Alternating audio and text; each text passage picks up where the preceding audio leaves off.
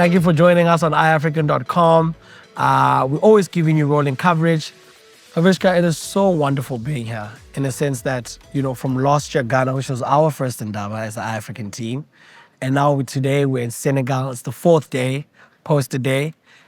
Walk me through memory lane, like from when you were co-general chair to Senegal, you're in a different capacity this year, but the growth, we have 700 attendees this year. Walk me through memory lane. How does it feel coming after a year, every year, annually to a deep learning Indaba?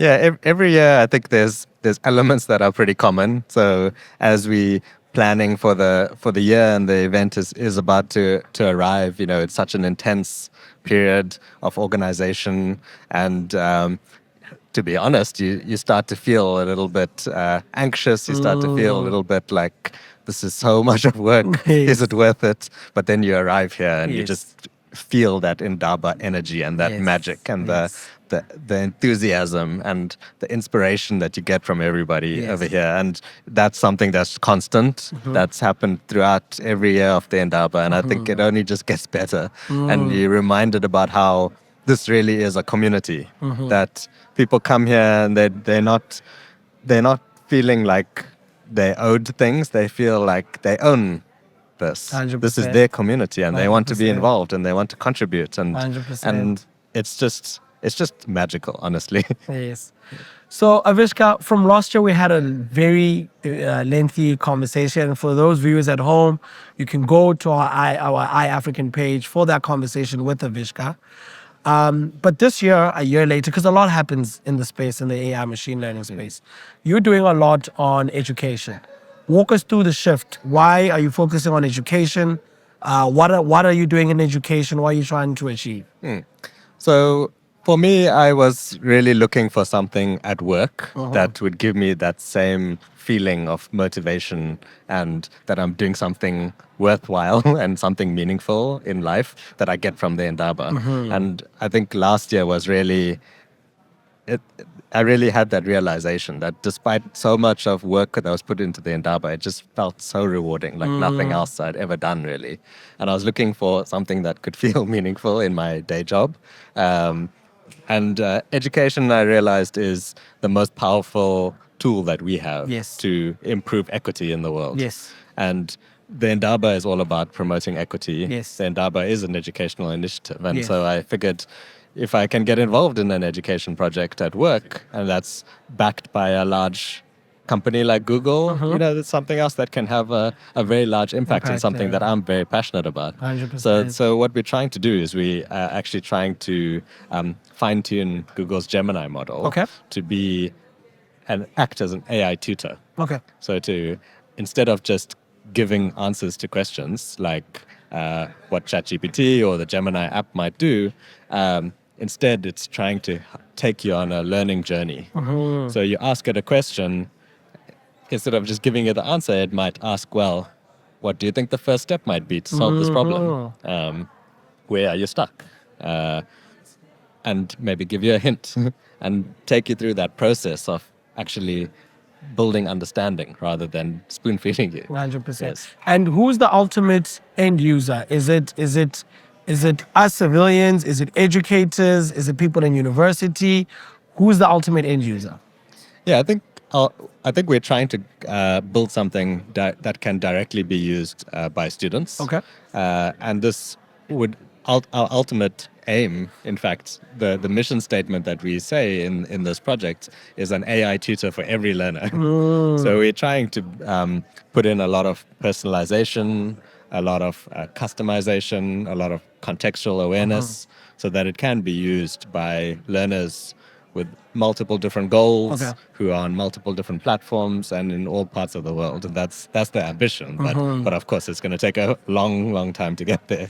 So are you currently rolling out let's say workshops, programs on how to use Gemini, on, conscientizing people to this tool and how they can immerse themselves in this tool?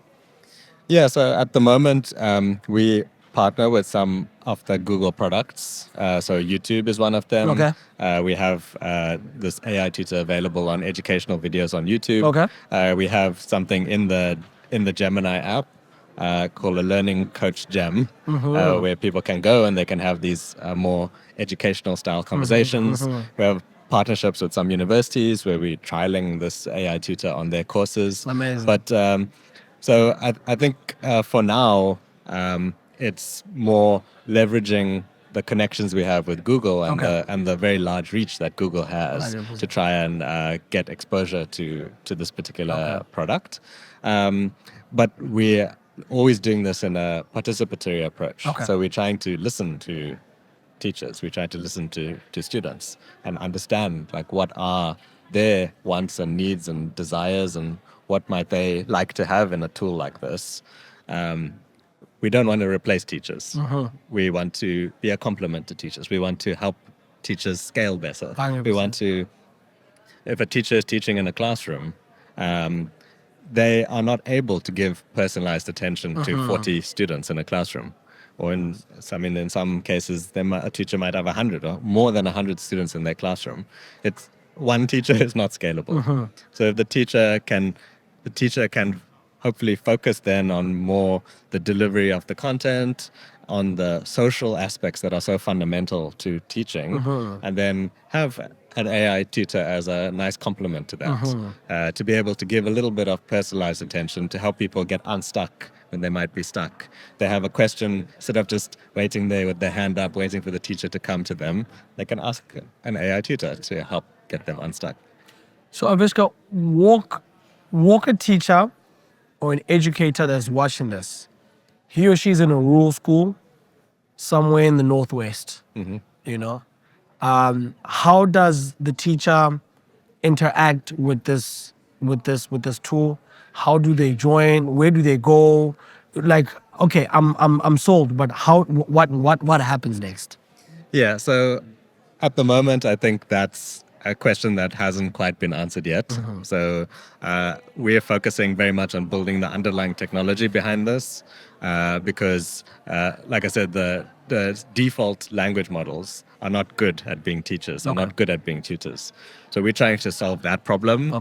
And then through participation and through listening to, we would like to speak to the teacher in a rural school in Northwest and understand from them, like what they would need and how they see this being used and deployed in their classrooms, because who are we to tell them, Avishkar, thank you so much for joining us on iAfrikan.com. To our viewers, we are in the auditorium at the Deep Learning Indaba. So just to give you a sense, my director will show you the ambience, what is happening all around, what is happening in terms of auditorium. People are on their computers, on their cell phones. People are still discussing. It's poster day. People are talking about their research, and a lot's been happening. A lot's still going to happen, and we're going to give you the rolling coverage on that. Thank you so much. Thank you. Always great to have you guys here. Thank you so much, Avishkar.